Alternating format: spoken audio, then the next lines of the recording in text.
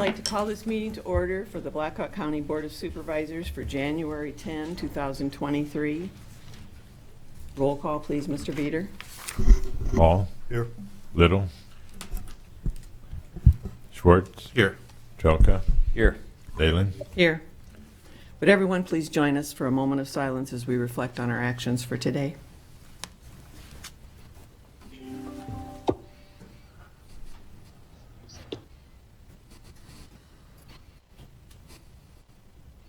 Thank you. Please join us for the Pledge of Allegiance. I pledge allegiance to the flag of the United States of America and to the republic for which it stands, one nation, under God, indivisible, with liberty and justice for all.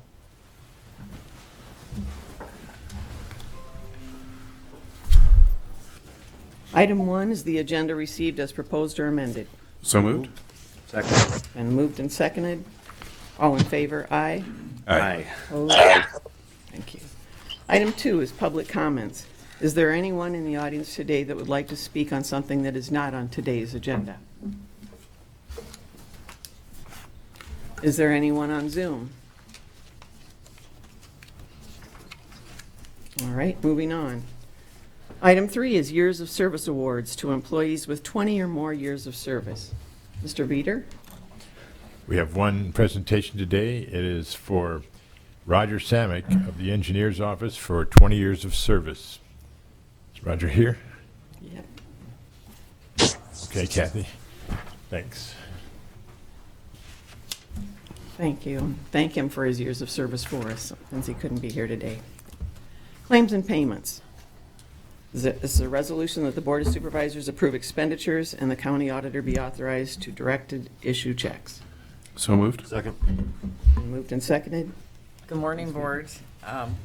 Our total bill payment today is $456,155.37. I'm sorry.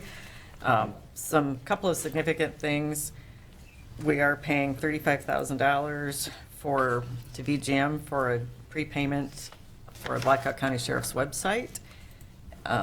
We are paying a down payment of 60% to Conference Technologies for the equipment for their conference rooms, and that amount is $172,149.76.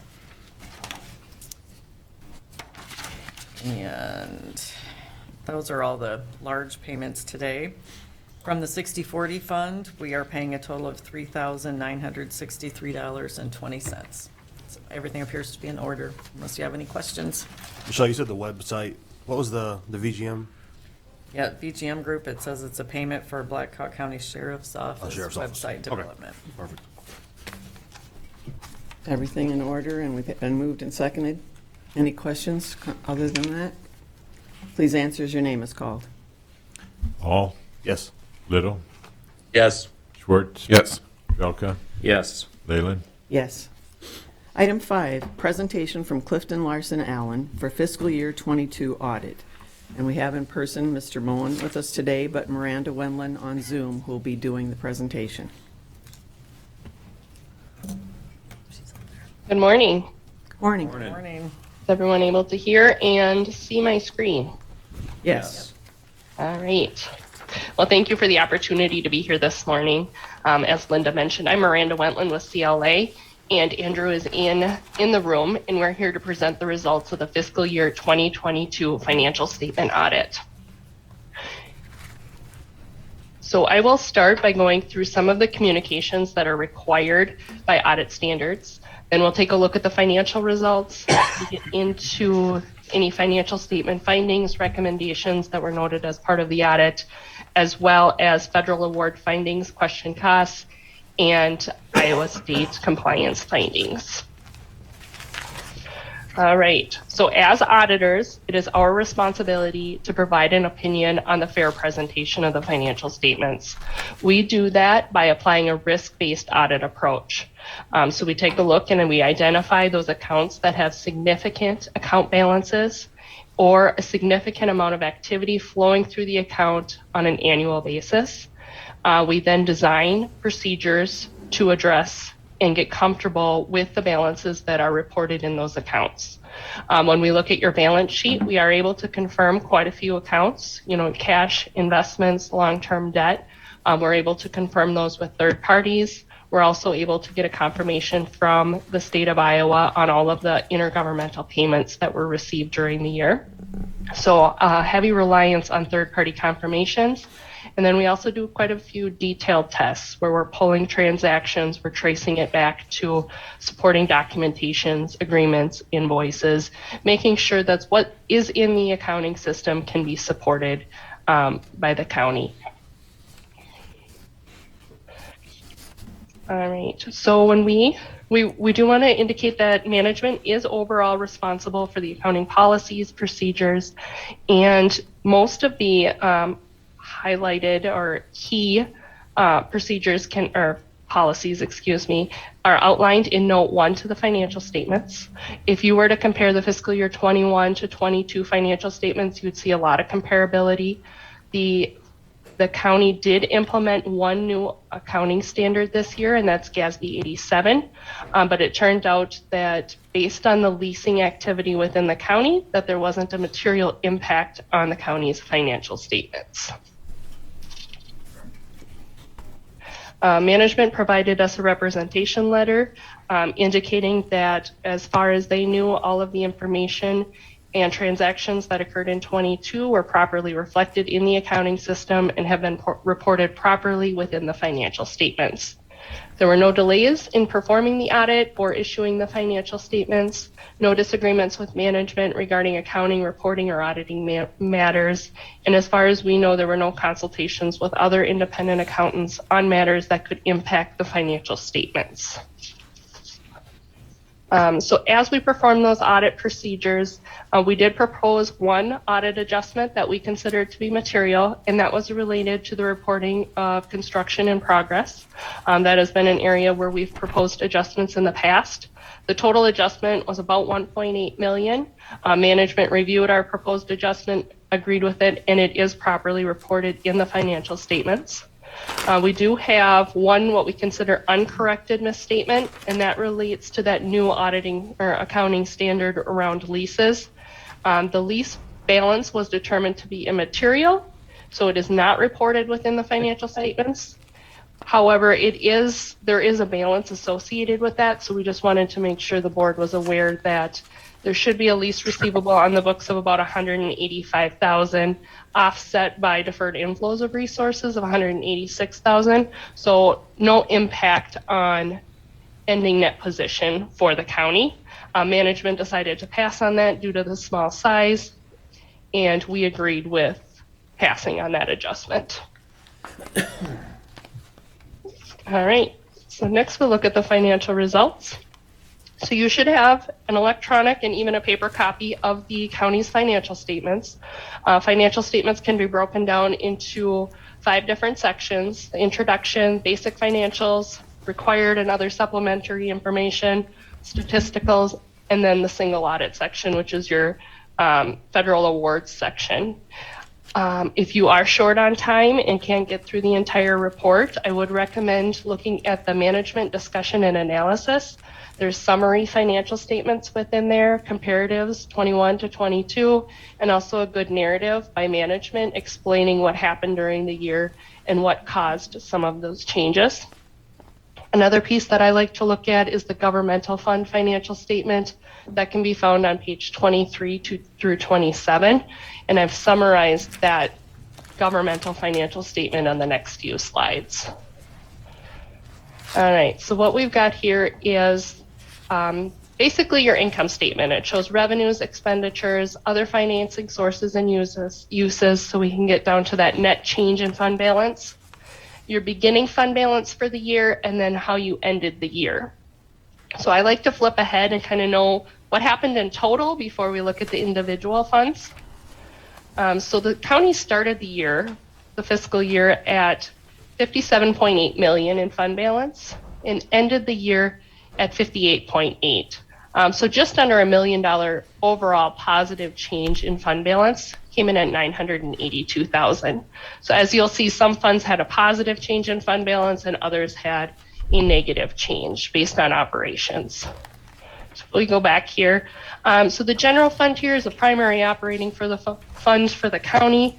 Expenses or revenues came in at 41.4 million, expenditures at about 36.6 million. Some other financing sources and uses. This is the net of the transfers to the general fund and transfers out of the general fund. Came in at 952,000 as a negative. So overall net change in your general fund is a positive 3.9 million, bringing your fund balance in the general fund to 34.4 million for the year, or as of the end of the year. You'll see the mental health fund here looks a little different than it has in the past, with the state taking over responsibility for funding and providing the services. Any excess balance in the fund was transferred over to the region. So you'll see that expenditures, that transfer was recorded as an expenditure. Expenditures exceeded revenues, and the fund has been closed as of the end of the fiscal year. Rural services, revenues about 5.4 million compared to expenditures and other transfers out, about 2.3 and 2.6 respectively. Net change is a positive 513,000, bringing your ending fund balance to about 3.1 million.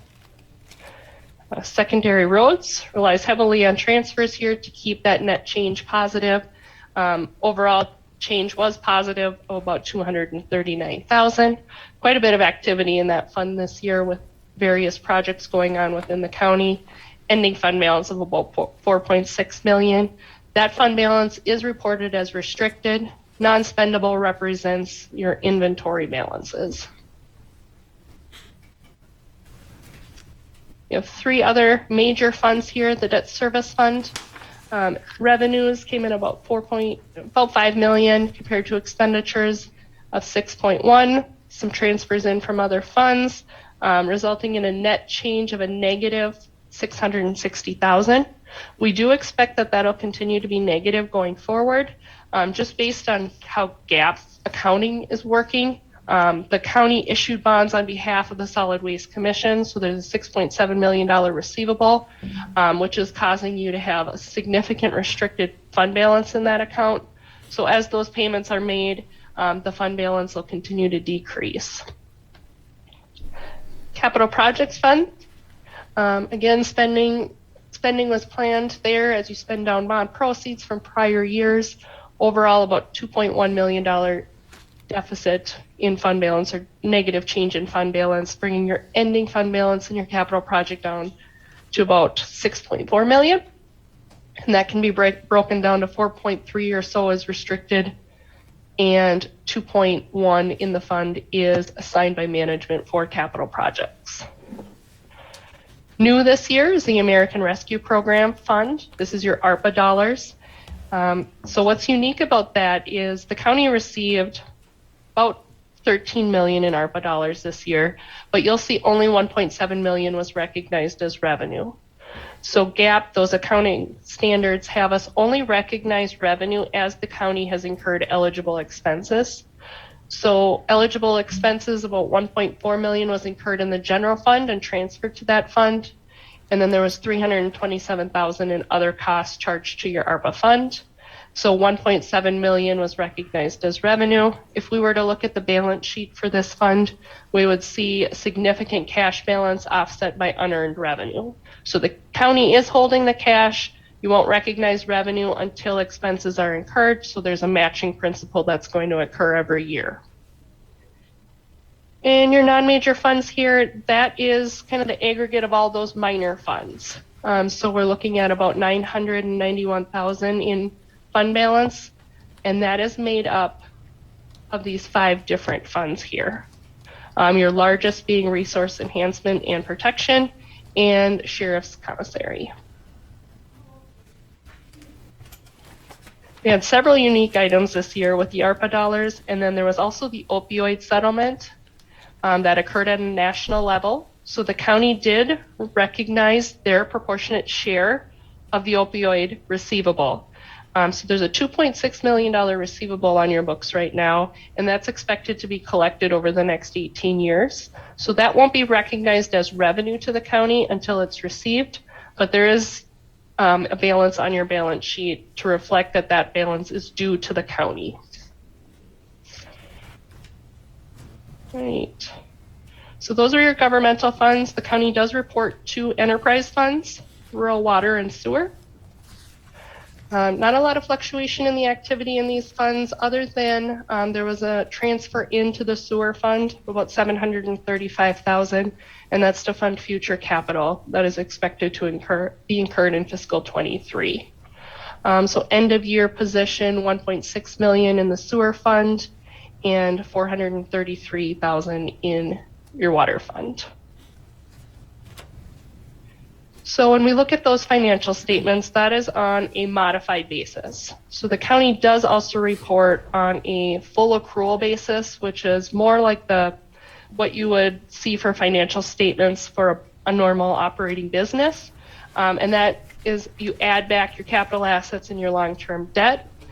So the county does have a significant capital asset balance as of the end of the year. It's about $119 million.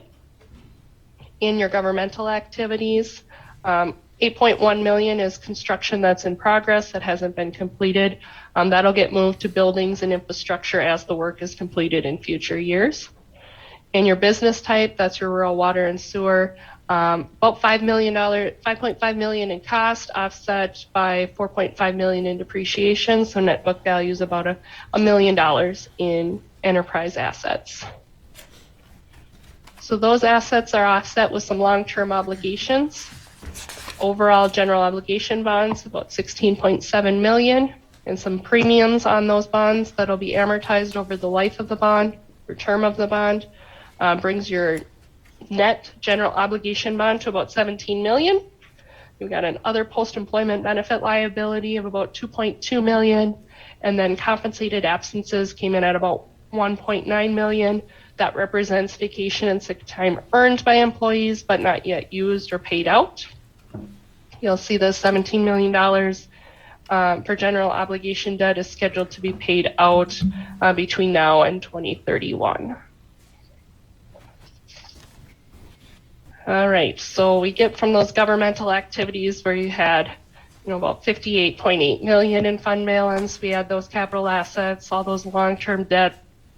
Pension and OPEB have a lot of accounting estimates associated with that, and there's a lot of accounting entries that are done to get to your government-wide net position. So if we look at the county as a whole, the ending net position reported is about $155 million, which is up about $19.5 million from the previous year. I would like to mention that IPERS had a fantastic year with returns. So with that, some of that is amortized, and the county recognizes that as an asset on the books. That could change as the market changes. So a lot of accounting estimates there. I like to focus on this number here on a modified basis that doesn't include all those other inputs and outputs there.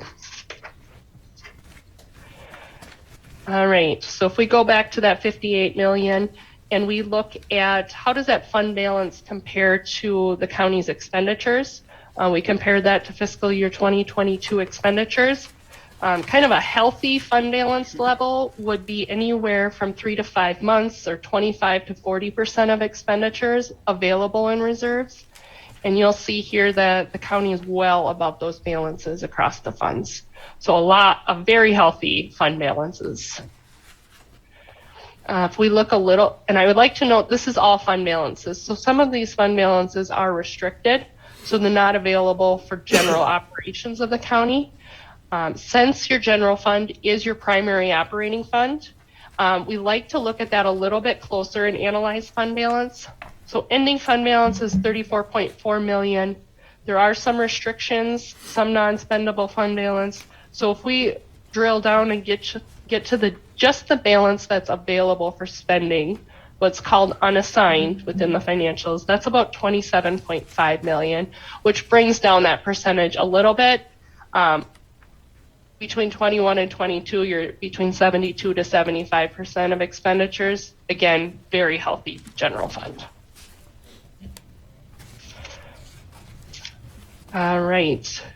So as we perform the audit, like I mentioned, we do look at internal controls, policies, procedures. If there's anything that we feel could be strengthened from a control perspective, we do try to bring that to your attention. We had one item that we classified within the report as a material weakness, and that related for the need to adjust construction in progress for that 1.8 million.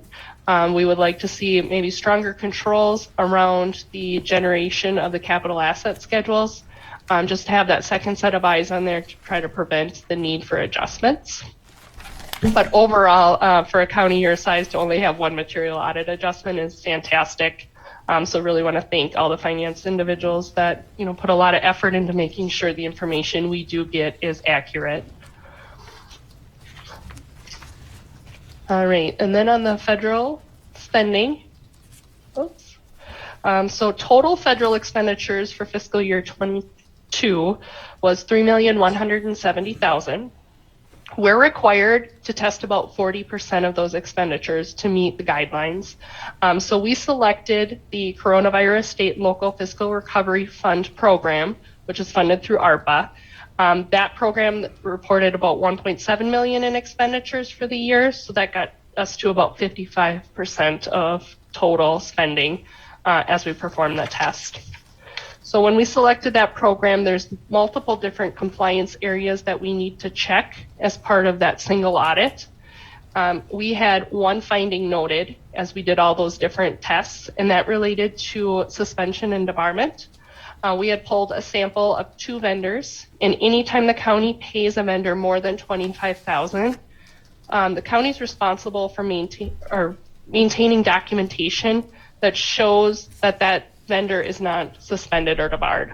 And in one of 2 vendors that we tested, the county didn't have that documentation on file. They did do the check while we were out there, and they were comfortable that that vendor was not suspended or debarred, so no compliance issue, but more of an internal control concern that it wasn't on hand before we asked for it. So it is my understanding that kind of a grant checklist is in place, and that is something that is required going forward to be in the grant file. All right, the last area to touch on here is the Iowa State compliance testing. There's 10 different areas that we perform testing over. You'll see the first 9 here, we had no compliance issues or concerns. The last one here related to donations carried forward from the previous year. We noted 53,000 was dispersed through the county disbursement process that we felt qualified more as a donation and not necessarily a provision of government service. There was a food bank, legal aid, and river center, which are disbursements to nonprofits, which has been decided that it doesn't really qualify as economic development. And in those cases, in order to be compliant with Iowa code, there should be some type of 28E agreement in place outlining the need for the disbursement or the benefit provided. All right. Are there any questions?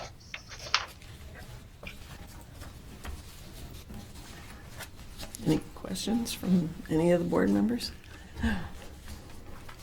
It doesn't look like it, Miranda. I was going to say. Were you going to say something, Chris? I'm No, sorry. I don't have any questions. Okay, super. Well, hearing none, I just want to thank CLA and your staff. I said for working with us for this audit. I said it was a great report, but I want to especially thank our staff and the role that they have in this audit as well, in a successful audit. And I said, I know some of you worked in various areas and spent a lot of time, but I said overall, the fact that our staff has things in place and to go forward with is great news for us. So thank you. I'd like to add to that. I was kind of late to the audit environment this year, but was included in some of the final reports at the very end. But I especially want to thank Billy Joheth in the auditor's office, because I think she filled in a lot of work during the time that I was gone and did just a great job getting all this put together for the auditors. And I'd also like to thank the auditors for all their help. It was a good process. So Very just thank definitely. I everybody. think when we started, we thought Billy was doing 70 or 80%, but I said I think she ended up doing about 90. I think so. Thank you so much, Billy. Yes, we couldn't do it without Billy. No, Thank right. you. We enjoy working with the county, Ann. Appreciate you. it. Thanks very much, Miranda. Thank you. Moving on then to item 6, receive project updates from department heads and elected officials. Good morning, Board. Kathy Nicholas, County Engineer. The paved roads are in clear, nearly dry conditions.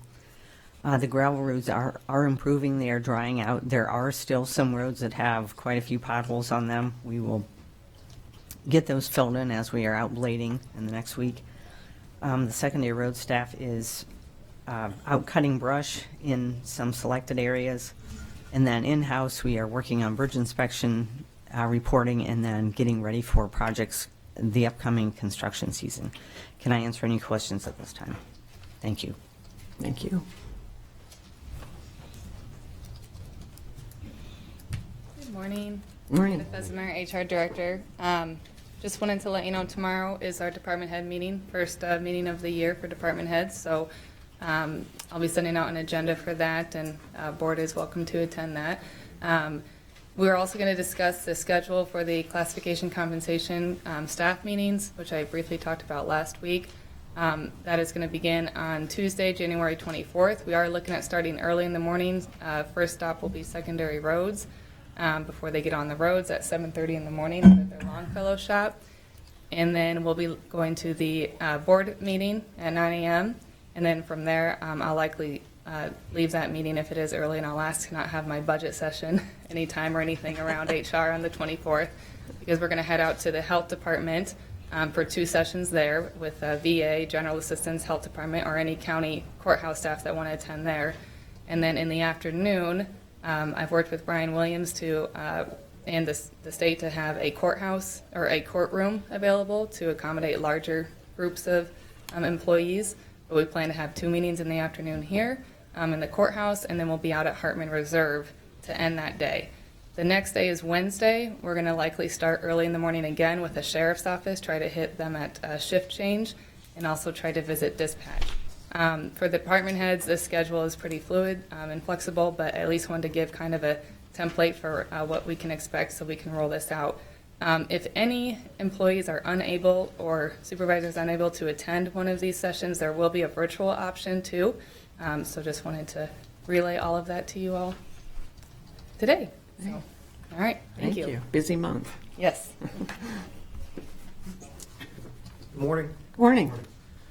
As you know, yesterday we got a final amendment that was requested last week after my rant, which I apologize to you all for. I got myself a little worked up last week, and that was not intended. I recognize we're all shooting for the same thing. This amendment that we received with regard to the NAF Care project was kind of what we expected, even though we don't like what we see.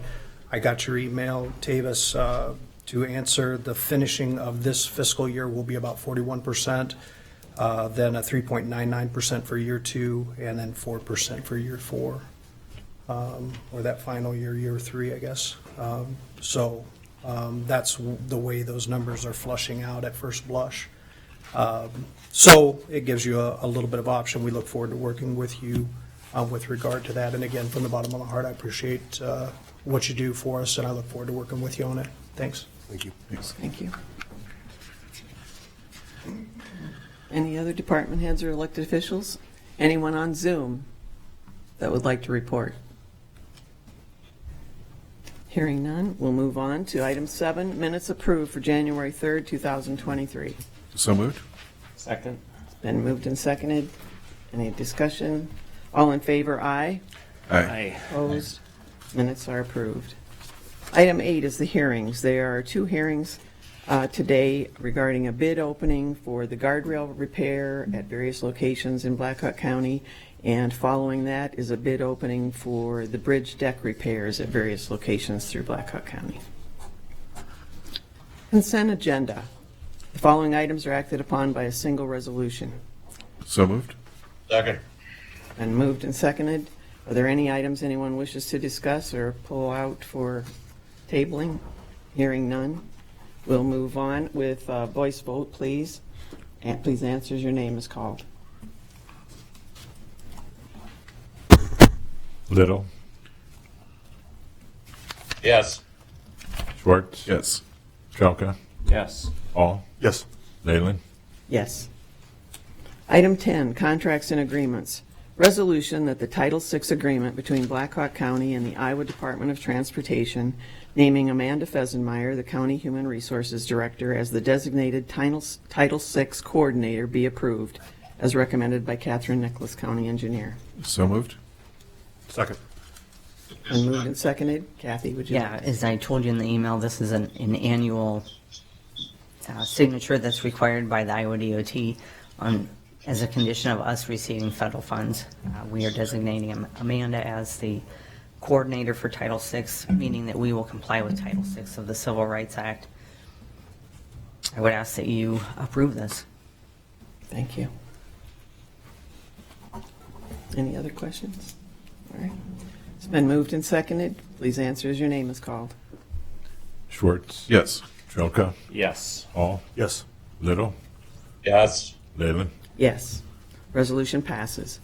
Item B, resolution that the Title VI assurance between Blackhawk County and the Iowa Department of Transportation stating that Blackhawk County comply with the following statutory regulatory authorities, Title VI of the Civil Rights Act, to receive federal fund assistance from the United States Department of Transportation be approved. Go ahead. So moved. Second. Thank you. It's been moved and seconded. Kathy? Yeah, again, this is similar. We are assuring the Iowa DOT that we are placing these provisions in our contracts and we are following these provisions of Title VI. Thank you. Please answer as your name is called. Trelka, Yes. Hall, Yes. Little, Yes. Schwartz, Yes. Leyland. Yes. Item C, resolution that the 28E contractual agreement between Blackhawk County and the City of Raymond for the purpose of providing law enforcement services effective July 1, 2023 through June 30, 2024 in the amount of $25,535.69 be approved as recommended by Tony Thompson, Sheriff. So moved. Second. And I believe we had all the information on this. It was a 3% increase. And Mr. Trinan, you were reviewing the agreement? Yep, I went through the whole agreement. There was, no changes that I'd recommend. Great. Appreciate that. It's been moved and seconded.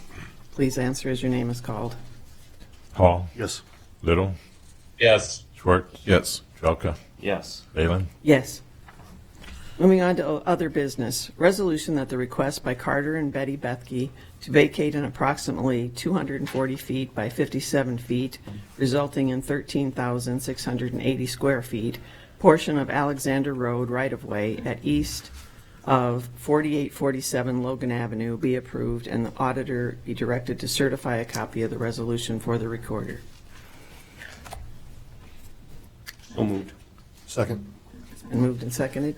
Seth, please. Okay, yeah, we have a request east of 4847 Logan Avenue, Bathke right-of-way vacate, request to vacate approximately 240 by 57, 13,600 square foot portion of Alexander Road right-of-way at east of 4847 Logan Road. It was moved by Bozier and seconded by Brudette to approve the request by Carter and Betty Bathke to vacate an approximately 240 by 57, 13,680 square feet portion of Alexander Road right-of-way at east of 4847 Logan Avenue. The property zoned residential suburban. The surrounding land uses are residential suburban and a agricultural district to the north and south. Line to the east and west of the zone, the agricultural district. Future land use designates the site as residential. Line to the north, south, east, and west is designated as residential and agricultural land. To the west, it's designated as agricultural. None of the land is in 100-year floodplain. The applicant is requesting to vacate approximately 240 by 57, 13,680 square feet portion of Alexander Road right-of-way. The majority of Alexander Avenue right-of-way along Lot 6 and 7 will be vacated to the applicant. However, a small sliver of Alexander Avenue, or approximately 0 to 2 feet of the right-of-way, will be retained by the state of Iowa by warranty deed dated May 7th, 1987, recorded May 15th, 1985, in Book 578, CLD, page 679. The applicant wishes to build a garage on this property west of the vacate area. Blackhawk County Engineering Department didn't have any concerns regarding the vacate request, and that's the report. Great. Thank you. Any other questions for Seth? Okay. Well, I guess we ask for a roll call vote. Please answer as your name is called. Little, Yes. Schwartz, Yes. Trelka, Yes. Hall, Yes. Leyland. Yes. Moving on to item B, resolution that the minor plat of survey request by Russell and Deborah Youngblood to plat 9.31 acres in order to split off an existing home that was rezoned to agricultural residential district on February 15, 2011 at 7731 Geyser Road be approved and the auditor be directed to certify a copy for this resolution. Okay, all right, this is a request at 7731 Dysart Road, Youngblood minor plat. A request to plat 9.31 acres in order to split off an existing home that was rezoned to AR, Agricultural Residential District, on February 15, 2011. It was moved by Brundett and seconded by Bozier to approve the request by Russell and Deborah Youngblood to plat 9.31 acres in order to split off an existing home that was rezoned to AR, Agricultural Residential District, on February 15, 2011. At 7731 Dysart Road. The request was unanimously approved. The 9.31 acres in question is located at 7731 Dysart Road. The one parcel containing the 9.31 acres of proposed minor plat area had 2.9 acres rezoned from agricultural district to AR. The Board of Supervisors approved this at the regular meeting on February 15, 2011. Minor plat is designated as agricultural in the future land use plan, the cone of the Blackhawk County Comprehensive Land Use Plan. None of the plat areas in a special flood hazard area. The applicant just wishes to plat the 9.31 acres in order to split off a home for rezone that was approved on February 15, 2011, and parcels large enough to accommodate the AR regulations. Technical Review Committee did not have any concerns regarding this minor plat request. Thank you. Move to approve? Second. Been moved and seconded. If there are no further questions, all in favor, please answer as your name is called as a resolution. Schwartz, Yes. Trelka, Yes. Hall, Yes. Little, Yes. Leyland. Yes.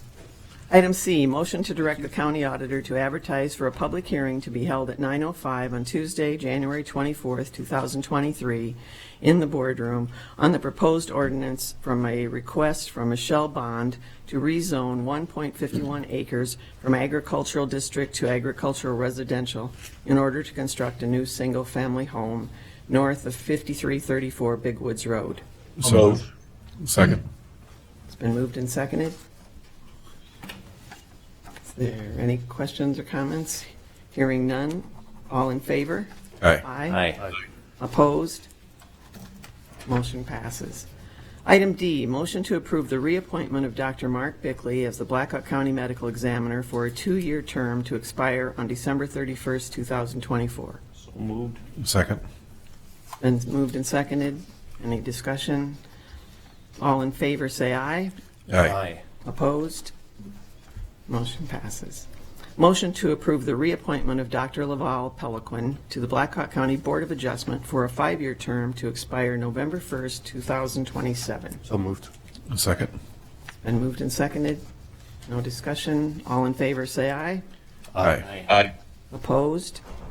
Motion passes. Motion to approve the appointment of Rosario Garcia as a member of the Blackhawk County Board of Health for a 3-year term to expire December 31st, 2025. So moved. Second. Moved and seconded. Anyone want to comment on Yep. the interview? Yeah, I'll just say both applicants were really excellent and would have brought great things to the board. And so I want to thank everybody for their interest in it. And I think Maria's going to be a good fit. Great. Yes. Who did the interviews, Linda? Chris and Dan, or I can let you speak, I guess. Yep. Yeah, I think it'd be beneficial on whoever does the interviews to kind of forward something to the supervisors prior to the meeting, because to be honest with you, I have no idea about this individual. It makes it pretty hard to vote for. Oh, I'm sorry if you didn't receive that application. I seen the application, but I'm talking about as far as the interview, the results of the interview and discussion and so forth. Oh, Yeah, I'd be happy to do that going forward, Tom. thank you. So there was a motion and a second. So all in favor, say aye. Aye. Opposed? Nay. Motion passes. Item G, motion to approve the appointment of Monica Schmitz as representative for the county treasurer on the Blackhawk County Compensation Board with term ending June 30th, 2024. So moved. There's a motion. Is there a second? Second. It's been moved and seconded. All in favor, say aye. Aye. Opposed? Moving on to the hearing, it is 9:40, and we have a bid opening on the proposed guardrail repair project. Is there a motion to receive and place on file proof of publication? So moved. Second. It's been moved and seconded. All in favor, say aye. Aye. Opposed? Item 2, motion to close the hearing after oral and written comments are received. So moved. Second. Mr. Veeder, were there any written comments? No, ma'am. Thank you. All in favor, say aye. Aye. Opposed? Thank you. Item 3, bids to be received, opened, and read. The bid deadline was 3:30 PM Monday, January 9th, 2023. Thank you. Thank you.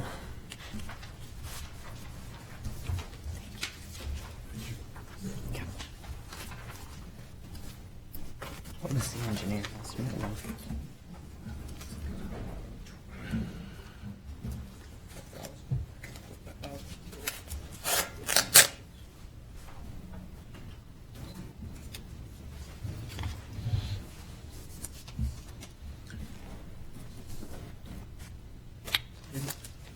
No bids were submitted through the online portal. We did receive one paper bid.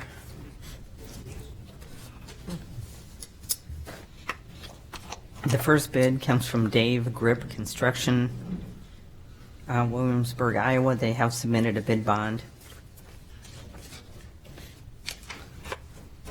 Their bid is $121,825. 121,825.00. So we have for that one. So we have the one. All right. What was the estimate, Kathy? Budget? 125,000. About $125,000. 125,046, Tom, to be exact. So we just had one bid then, you said? Yes. What do you think the reason is? Wrong time of the year or? We typically, there's not a lot of guardrail contractors in the state of Iowa. We very often only receive the one bid from this Dave Grip. And from this company. Oh, came in Take under most of the place on file. Thank you. It's been moved and seconded. All in favor? Aye. Opposed? Motion passes. The time is 9:44 of the hearing and the bid opening on the proposed deck repair project. Motion to receive and place on file proof of publication. So moved. Second. Second. Moved in. Thank you. All in favor, say aye. Aye. Opposed? Motion to close the hearing after oral and written comments are received. So moved. Second. Been moved and seconded. Were there any written comments, Mr. Veeder? No, ma'am. Thank you. All in favor, say aye. Aye. Motion passes.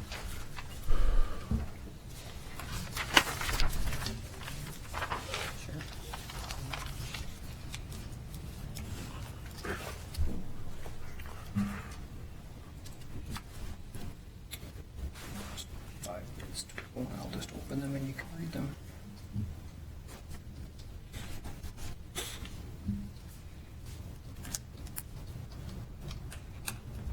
The engineer's estimate for the proposed deck repair project is $444,820.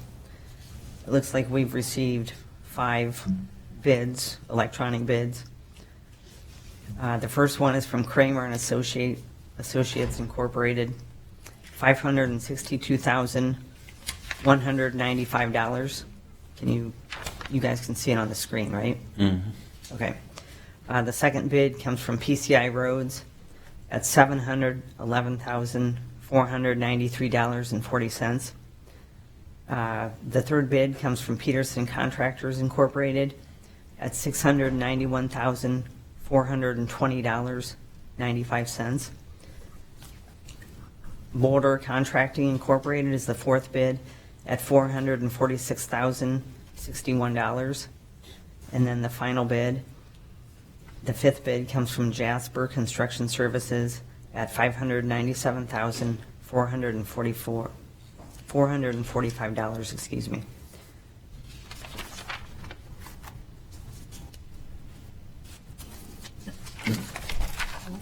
It's quite a range. Yeah. Thank you, Kathy. Motion place on file. Second. It's been moved and seconded. All in favor, say aye. Aye. Opposed? Motion passes.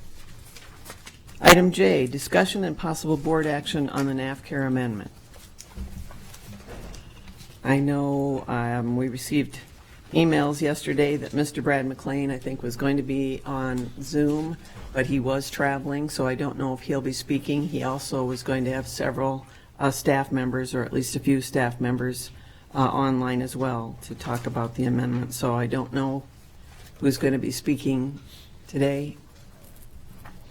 Hi, this is Suzanne Moore on behalf of NAFCARE, and that is correct. Mr. McLean is traveling today, but I am the COO for NAFCARE, and with me I have David Crawford, who is a Senior Vice President of Jail Operations, as well as Kayla Washington, who is on our legal team. So very happy to answer any questions anyone may have. Thank you. Great. Well, I was wondering, I think since September when Mr. McLean was here, I said we have a new financial director as well as a new supervisor. So I wondered if maybe you could do a brief summary of kind of the services and what brought us to this point a little bit and what you're asking from us.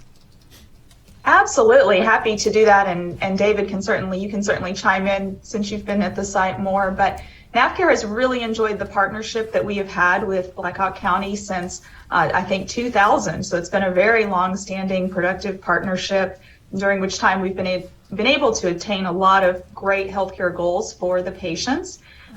What we have found is that over the years, certainly the market for nursing and healthcare has changed, especially in the last 2 years related to the COVID changes that have really impacted nursing as a whole. So a couple of things that we've really looked to do in this amendment.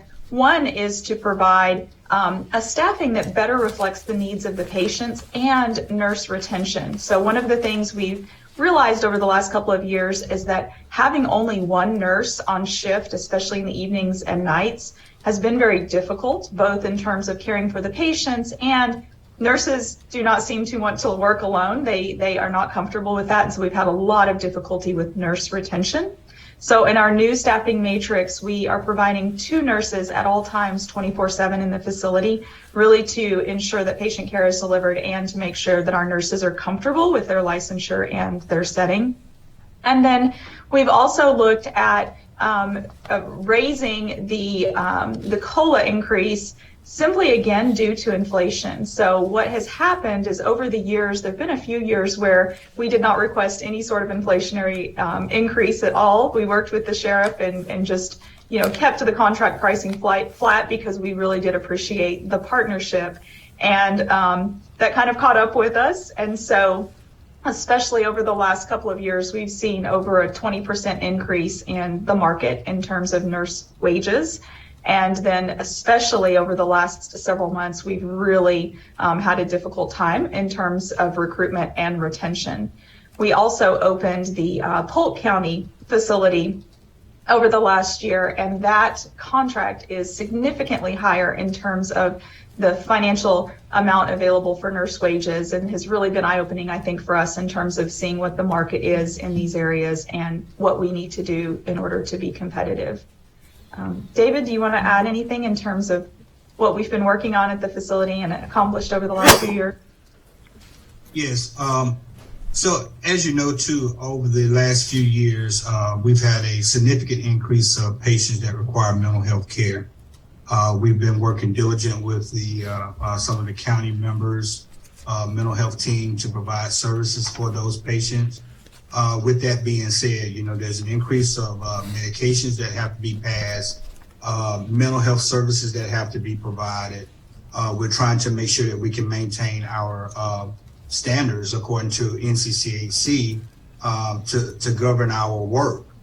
In order to do that, there are certain items that we have to have done in a timely fashion, and one of those is doing a complete intake before a person is housed into the facility to make sure that they're fit for incarceration.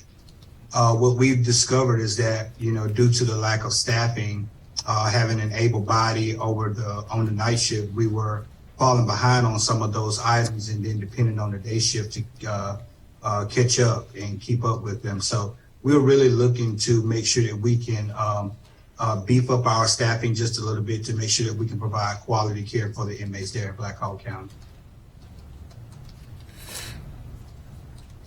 Thank you. Were there questions, I guess, from the board members of NAFCARE or comments? Yeah, I'm not sure that I've got any questions. I think I understand how we got to this point, and that we don't have a whole lot of options for us in the short term, other than going with the amendment. I was going to ask, I said for questions, the staffing, I know the model changed and there had been, and I'm not sure if they were 9-something staffing and it changed to the 1155. I noticed in the recent amendment that was yesterday's, we talked about there was kind of some shuffling of the RNs and LPNs. Could you explain a little bit of what that was? Because the number stayed the same, I know, but you had some changes in those particular positions. Yeah, so what we've done is try to look at where we can actually provide some cost savings to Black Hawk County in relation to the staffing. Just given the velocity of what we're doing and what we need, the staffing increase that we're looking for is, I think it's 1.4, 1.5, somewhere in there with staffing, and that's only adding an additional registered nurse overnight. Someone who can be there to provide intake services and also be able to do history and physicals when people come into the facility in the overnight hours. So that staffing increase is very minimal since we have not had a significant increase, in several years. Does anyone remember when the last RFP was done? Was that back in the 2010? Just curious. I know it's been quite a while, we said, since we've done one. So, and who? That's when we did in 2010. All right. Just a quick follow-up question on sort of the dual nurse shift. I think, Suzanne, you had talked a little bit about retention and only having one nurse, especially in that second and third shift. Is that data that you're pulling specifically from exit interviews from folks leaving Black Hawk County, or is that across your guys' portfolio? Sure. So it's something we see everywhere. We don't typically have facilities of this size, and so it's not typically an issue. So this would be, I would say, one of our outliers in terms of this being a situation. This may be the only facility we have anywhere that I can think of that has currently one nurse at night. And David, feel That's free. correct. Okay. I'm sorry, is that what you said? Correct? That was correct. Yes, that is Yeah. correct. Okay. And that data is just related to Black Hawk County. Okay. Not necessarily on exit interviews, but on resignations, complaints from nurses about being left in the facility alone, dealing with the increased number of emergencies, having to complete medication paths, just the workload for one nurse in that facility, regardless of how many inmates are there. That one nurse being responsible for 300 inmates is just almost unheard of. Okay. Thank you. Yeah, and to clarify, when I say nationwide, we do have a couple of other sites of this size in other regions in the nation, but we have not entered into any contracts that would have had just one nurse at night for the same reason, because it's something, we've realized has been problematic.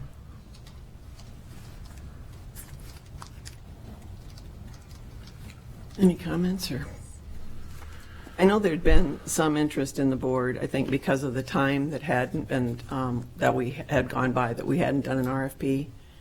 And that there were some, earlier at least, that felt maybe it was time to do an RFP. I guess I could fall into that same category of thinking probably this would be the practice that we'd like to see after this many years, even though I think it was explained to us that there were maybe just 3 contractors, something like that, and now maybe one of those had even fallen out, but it was like that would be bidding in the future and doing something like this. And I know Mr. McLean, I was aware of us having that discussion as well. But looking at the timeline that we're in right now, I think that's kind of a critical point for us to look at between now and May of having an RFP done, or even somebody selected to do it. I'm not sure if we could do it internally. There's been some discussion on that as well. But some discussing who would do that and what would be involved in having that done, how many months for that, how many months to get that information out and solicit bids, and then make a decision, and maybe there'd only be 1 or 2, I guess, that would submit, so I suppose that could be an easy selection. But that still seemed like it was more than the 3-month, like when I think we talked about the February 1 date they were looking at, or issuing a 90-day termination. And I'm assuming that's still the same position that you're holding today if we don't make a decision, that by February 1 we need to make you aware of that going forward, or they will terminate the contract or start that process. I saw there was, for me, it was like a 2.5-year that they proposed. And my thoughts were that I don't want to see the county exposed at the end of May, just taking the chance, I guess, that, oh, we haven't done anything and now what do we do? And put us maybe into where we'd have to try to find sources to get people to do that for us, and that could be costly. But I guess I was not thinking maybe for the 2.5 years, maybe 1.5 or 1 year or something like that. I don't know what the board thinks of that, just kind of giving us the protection to have something in place so that we're not looking in other avenues, but doing the RFP at the end of that. Or in the middle of that. Or middle, I mean, yes, at the end of the 1 year or 1 Yeah, no, I would be supportive of that approach. As this is a hard thing to vote for, because at the level of my principles, on principle, I don't like for-profit motives in criminal justice, and I don't like for-profit motives in healthcare, and this is both of them. And so, but it's also, just a reminder that this is what happens when our social safety net fails, is that we've got a jail full of people, and it's always far more expensive to take care of them on this end than it is to make sure children and families have the resources that they need.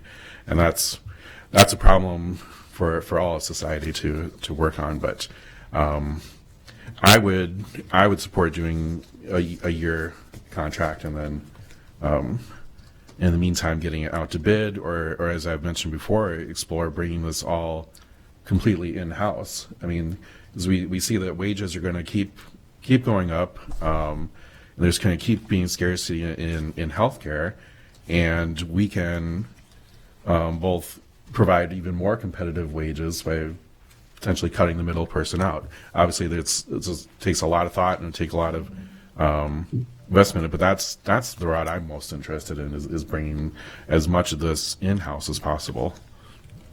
Well, and there were some comments made, I think, about Captain Neff about exploring, what we have locally that we could take advantage of, whether we could or, whether that worked or didn't, I guess. But we'd not explored that or talked about it at all, I guess.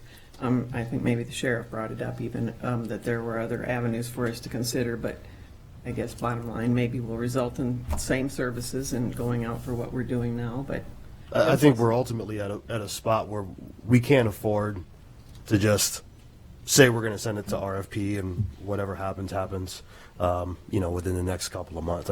To let this sort of wither by February 1st really doesn't seem like we're doing our jobs. We should be having that conversation of what level of service do we expect as a county. To Chris's point, what what approach do we want to take to tackle this? But we need to have the time to have that full conversation, and to have that by February 1st is clearly not realistic. And so I think, yeah, Linda, I think if we could work with NavCare to have that conversation, to see if 1 year continuance or something along those lines is possible, it allows us to have that conversation of what level of service we expect and that we're looking for, and then make a decision from there. I know this conversation doesn't involve me, but for what it's worth, and I can try and double check here, but I believe that 90-day notice to terminate for convenience applies to either party. So if that affects your decision. Fine. Thank you, Mike. Well, I don't know if Mr. McLean is on. I remember his comment saying he was always willing to negotiate, but I was going to say, would it be probably better served for everyone today to put something on the agenda for next week after maybe hearing back from you, if that would even be acceptable, or perhaps you know the answer today, Suzanne, or anyone, or David? Certainly. So, I think we are always open to working with you all in whatever means we need to. So I think if we can agree upon a compensation amount, then we would certainly be able to work with you to agree on a 1 year timeline, if that's more comfortable for everyone. Sure. Any comments, Tom? Well, some of the primary issues that I heard this morning existed before, when we signed the contract originally. When I was asked to sign the contract and vote for it, I did it in good faith, and here we are breaking the contract. They call it an amendment. Do we have any choice? Davis said we may not have any choice, but the losers here are the taxpayers. We're chartered to be fiscally responsible for them. And this is a huge increase on a $1.4 million contract that we agreed to earlier, and now we're opening it. The letter yesterday talked about negotiations. There was no negotiations. What's the county getting out of this? Usually we negotiate, they want an increase. What do we get for that increase? And then a good question is, and it was asked the first time around when we talked about this, how much of that increase is actually going for employees? And that day, they said they couldn't say. So I think that's one. So, it's hard for me anymore when departments bring us contracts to approve and then we midstream open them up. And I think at best, we should go no more than a year and bid it out. We don't know what's out there. The times have changed from the last time we bid it. I was on the board when we bid it the last time, and it's a massive project, but as long as we know ahead of time, I think we need to, as I indicated here a couple of weeks ago, we need to start looking outside the box here, because this is not going to go away, and this is one huge increase, and it's almost like the taxpayers are bailing out a private company, and I don't think that sits too well with them. So I'm not too happy about the whole thing. I signed a contract once, and here I am asked to do something different, and it doesn't sit well. But I would like to know, the only question I would like to know is how much of the increase is going towards employees. I don't know if that's a question you're prepared to answer today, or if that's something you could provide us after the meeting. Sure, we'd be happy to provide that. And absolutely, the bulk of this increase is going to nurse wages. We've been paying our nurses well over budgeted rates for over a year now, more like a year and a half. We've also been providing RNs in the LPN slots because we're not able to be competitive enough to hire and retain LPNs. So those are a couple of things that have caused us to be way in excess of budget and the amount of money that was in the contract up until this point. Does that answer your question, Tom? Yeah, it's just, Yeah. it's been documented, obviously with COVID.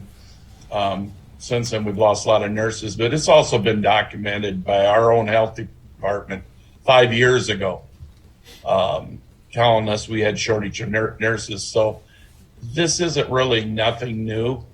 And I'm just struggling a little bit when we signed this contract.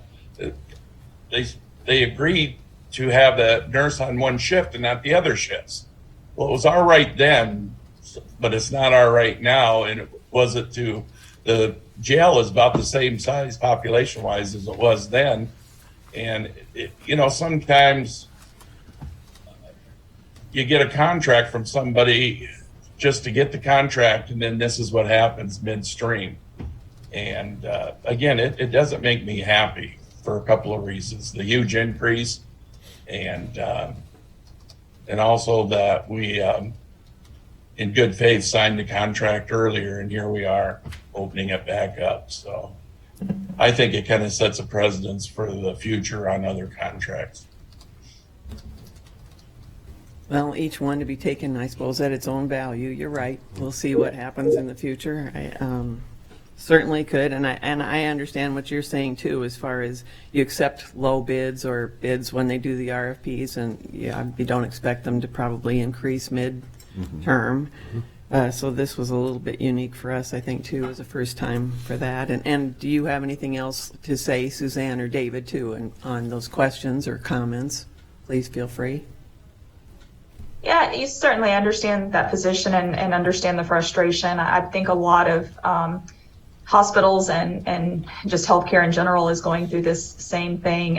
It's a difficult time, and I do understand the frustration. I think, over the course of 23 years, we've tried very hard to run this as lean as possible. And so I know this is a big adjustment and a big change, and so I do understand, the concern behind that. One of the questions that was asked previously, and I don't know, maybe I've forgotten the answer, was when you're unable to find maybe the nurses, the population, to serve here, what happens in that case? So we have been flying in corporate travel nurses for quite some time now at a great expense to make sure that patient care was not compromised. That was, I know there was a month, I think, that there was talking about the increased cost was quite high. So it was for that. All right. So you'd continue to do that until you could fill the positions? Yes, ma'am. Yes. Super. Well, is everyone comfortable then with next week putting something on the agenda and trying to, as you said, make sure we agree on cost and terms, but kind of aiming for the 1 year? Yeah, I'm comfortable with that, and the conversation sounds like we're sort of all in agreement that it's going to also require work from us to have that conversation. That there's a difference between taking time to do the work and kicking cans down the road. And so I'm excited to hear that it'll be an opportunity for all of us to roll our sleeves up a little bit and make a decision on our path forward. That'd be great. Look forward to it, right? Thank you. Thanks for that comment. Super. Well, thank you very much, Suzanne and David, I guess, for joining us and talking about this today. And we'll be in touch relatively soon after the meeting, I think, and going forward, so we're ready for next week with some proposal. Thank you for the opportunity. Thank you very much. Thank you, board. Item number 12 is a work session. Discussion, possible board action for consideration of all aspects of the fiscal year 23 Blackhawk County budget.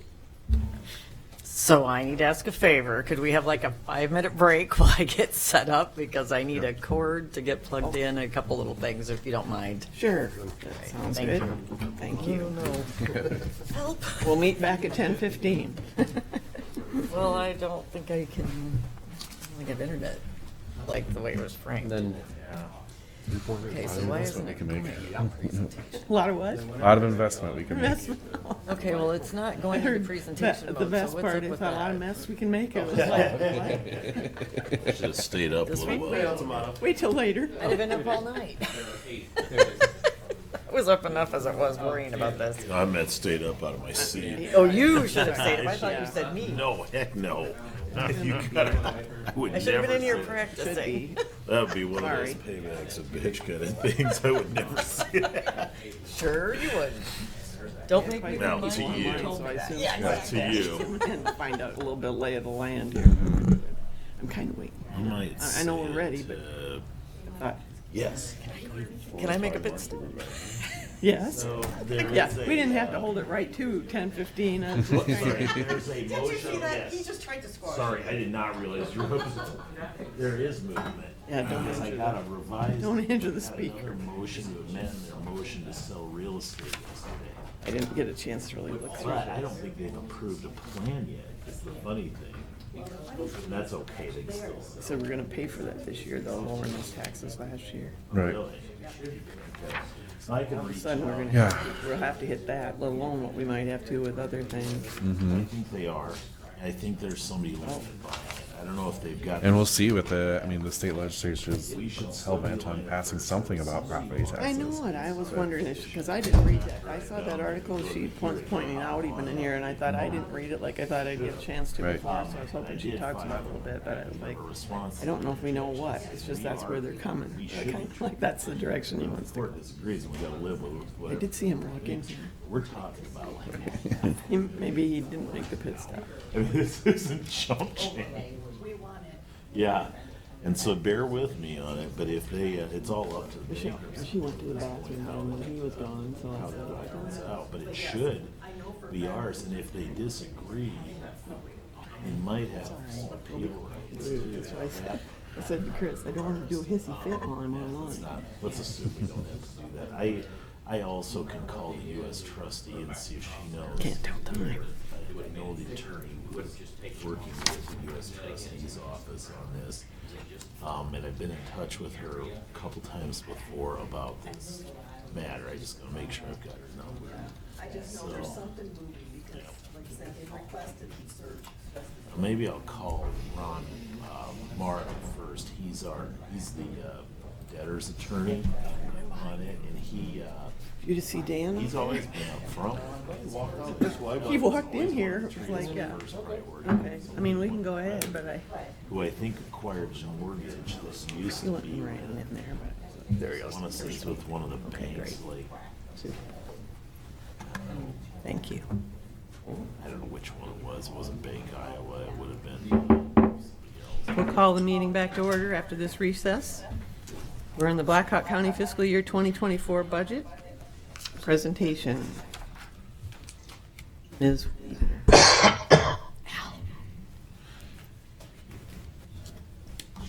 I'm sorry. Your speakers now. I'm trying to shut my speakers off right now On the computer. because I'm getting. Yeah, just there you go. Thank you. I'm learning all kinds of new things this morning. Good morning again. I think we're ready to start. This will just be our initial conversation about tackling this year's budget. And obviously, I am new to the budget, and I know we have a new supervisor and maybe some other new folks. So I thought we would start out really by just reviewing a little bit the highlights of the current year budget. Our current countywide tax levy is $5.63. Our total tax collections under that was $33,380,940. The rural levy was $3.53, collections of $3.3 million. So the combined tax levy rate for the rural is $9.16.5. Some of the significant things that happened in this year, as you probably all are aware, the mental health levy was completely removed. So that did reduce our tax levy by 48.6 cents, or 2.7 million, almost 2.8. Our debt service tax askings were also reduced by 24.7%, or $645,000. So our total tax askings were reduced by $3,081,099. And one of the interesting things in that, our assessed valuation had a really good jump of 6.44%, and the taxable valuation increased 3.33%. So we had really a lot of positive things going for us in the 2023 budget. As a consequence of that, we did add a few new positions. We added a safety coordinator to work on ways to reduce our liability risk exposure. We added a GIS coordinator to work with everything's going to GIS and mapping, and they were working more on that. And we added an attorney to work with the autonomous county boards. Our total valuation changes for 2024, we did see an increase, not nearly as significant as 2023, as you can see on here. It rose to 5.976 million from 5.892. And that was just the countywide. The rural had a little bit more, larger increase from 951 million to 979 million. And then I also gave you the history with the percentage of increase. It's just kind of interesting to see how that bounces all over the place. Yeah. But the significant things are with the taxable valuation growth, while 2023 was a 3.3% increase, we only have a 1.9% increase this year. So what that means is we don't have as much new money to spread costs over. And rural is seeing things a little bit differently, so they still have a 3%, an additional 3% increase in their valuations this year. Some of the reasons that those things happened, and some of you are going to be familiar with this, and it's going to be, I've heard this all before, but the residential rollback was increased by 4.3%, meaning that of your home, 56.49% is taxable this year, and that was 54% last year. That's a significant increase. So even if we did not change our levy rate, our residents would get a 4.3% increase. That's what's significant about that when the state changes that, and that is something that we have no control over. State gives us those numbers, and we get to live with it. Another significant thing that occurred this year, you may remember that a few years ago, the state designed a new category of property called multi-residential, and that was primarily for buildings that would be commercial on the first floor, residential on the top floors in general. And there was a lot of discussion that those residential properties on the top floors should be taxed at the residential rollback rate instead of at commercial property rates. So they designed this new class of property, and the first year they left it at 90% tax rollback, just like commercial property, but they've rolled it back every year. This was the last year, and so the taxable portion of that property fell 11.4%, that's a sizable drop. So that is a not so good factor for us this year. So it'll remain at the 56.49.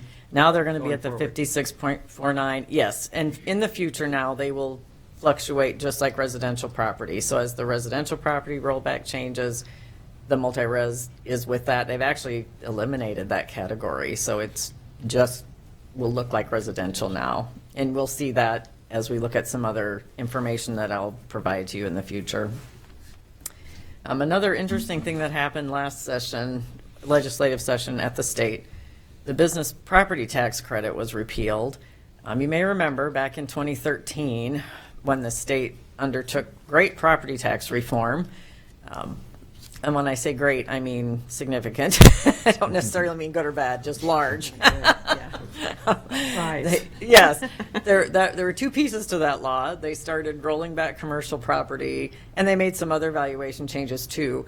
But the other side of it was that business property owners could submit for a property tax credit that the state then reimbursed the taxing bodies for. They decided to repeal the credit and created a very complicated way to calculate taxable value for commercial businesses. They will all have the residential rollback. If you remember, we talked about that 56%. The first $150,000 of their taxable value will only be taxed at 56% instead of 90%. And so that's another change. They say they're going to backfill us with that. So we know their history. I will leave that to your imaginations about how well they will honor that.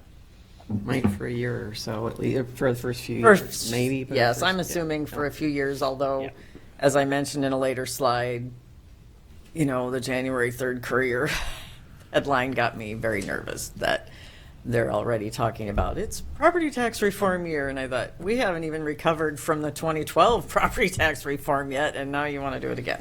I don't know what that will bring us. So all those factors added together brings our total taxable valuation increase to 1.41%. And that includes the amount due to the net increase in the taxable portion of a residential property.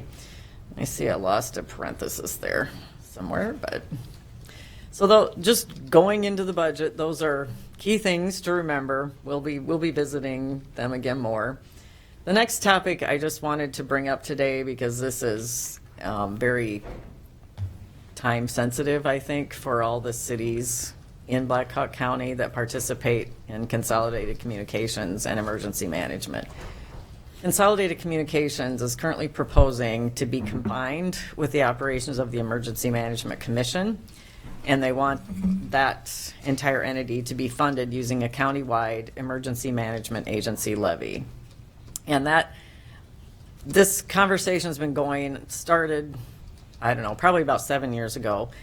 And at that point, I worked for a participating city, and we were all told this was a separate levy similar to the county assessor, that it was completely just a completely separate thing, wouldn't affect county budgets. I'm going to use that term. We've since discovered we believe currently that it will be reported on the county budget. So the county would have to report whatever their budget is in our total expenditures. So our expenditures will rise. And the levy itself, while it is a separate levy, it's included in our general supplemental levies. So we would be reporting it and including it in our budget. So I thought it would be good for you to see what the tax increase to the county would be. I'm not going to speak to what the other taxing bodies may or may not do, because obviously we don't control that. But if we were to agree with the current proposal, the additional request right now at operations, and this is a version of the budget that I had about a week ago, the cost, oops, looks like I'm sorry, skipped ahead of the slide. The cost is $2.7 million. That would add 45.6 cents to our levy, or $45.64 in cost to each. Well, that says 1,000, but it should say 100,000 of taxable value. That's what I thought. Yeah, it is. It's 100,000. I was doing cents. I was trying to do cents at first, and it's just I switched it to dollars. So I apologize for that. That would be a heart attack. So that's an 8.1% increase in taxes. They're also considering a couple of other options. One of which being requesting to be funded at 125% of that current year need. That cost is $3.4 million, adding 57 cents to the levy and $57 per 100,000 of taxable value, or a 10.1% increase. And they also mentioned 150% budget, and that cost, I keep jumping ahead a slide, I'm sorry, $4 million, which is 68 cents to the levy, and that was a 12.2% increase. Just recently, I received another version of their budget, and the county increased, to use the most recent version of the budget that they provided me, they are requesting that the funding be $3.3 million, which would be a 9.8% increase. And the wording that I have is just they needed to update some radios, so that's what I understand that's for. They also, for the 125% budget, they pushed that cost to just under 4.2 million. That would be a 12.4% increase to our taxpayers. And the 150% option was over $5 million, being a 14.9% increase to our tax levy. So there is, I think, quite a bit of work to be done on that yet. I think staff has a number of questions mechanically and structurally about how best to make that work. But I did want to get that information out to you. I think it's important for you to consider that Well, because option. this is in addition to whatever we do as our county tax. I was going to Yes. say, whatever we come to the conclusion of with our departments and what our rates are, then this is additionally on top of it. Yes, and the other thing that I did not add to that, I did not put, currently, we have a separate Emergency Management Commission with a separate budget, and we pay a portion of that, and all the cities pay a portion of that. I did not attempt to account for that in that increase because that really has not been spoken about, but I would assume that they will also be wanting to roll that entire cost into this countywide levy as well. But it's just another question, another detail that needs to be worked out before all the cities actually and the county can certify their budgets for fiscal '24. And that portion of it is relatively small compared to. Relatively, yes, it is. Couple $100,000, I think, countywide. So yeah, much smaller than this. So that, it was just a little cleaner, I thought, in the conversation to let that be just the Consolidated Communications conversation starting out. And that jumped to 4 million from the 3.3. That's for radios. Well, Improvements to the radio system. it sounded, I don't have much information on that yet. Just it was to update some radios. That is literally all I know. And I didn't see any more amounts about that or information about that. Yeah, that had been mentioned to me, but I didn't get an amount. Then I wonder if they didn't have it earlier because I hadn't seen it either. I actually didn't realize. Well, we've received several budgets from them in the last couple of months, so Yeah. this was just the latest, I guess. It was, and I didn't realize it was new and improved, so I didn't realize that till last night. Was still trying to fix that this morning, so, yeah. So with all that being said, we have some major things we need to do and we'll be working on. But we also know the state likes to have input, and I mean, the paper and radio have all talked about that the Senate Majority Leader is reporting that property tax cuts, and that was the term they used, was cuts, are the top GOP goal. And I know that, I think it was Pat Grassley mentioned that they didn't think all the counties had reduced their taxes by the amount of the mental health that was taken over by the state. So he mentioned that's particularly what he would be focusing on, I think. So then I just thought we should talk about if supervisors have priorities that they want to include or not include in this year's budget.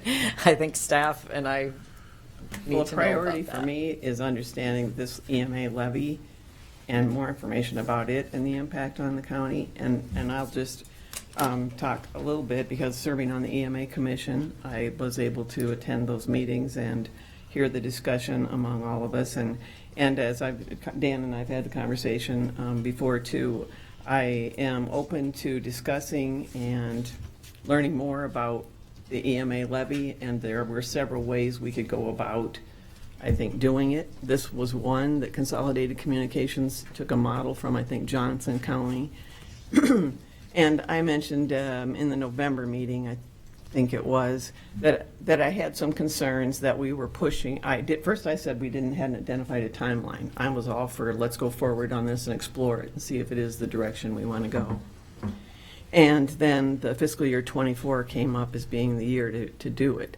And Michelle, I think, was with me at that time even and attended. That was her first meeting. And I just said, we're actually in 24 budget now for us to consider, what we want to do, what our options are, what's the best way. Is this the best way for taxpayers and for us as a county? And the discussion for the most part was like, let's just proceed down the path of fiscal year 24, and as we have more concerns, questions, barriers, obstacles in the way, we'll just continue working on it, but we'll move it out to another year.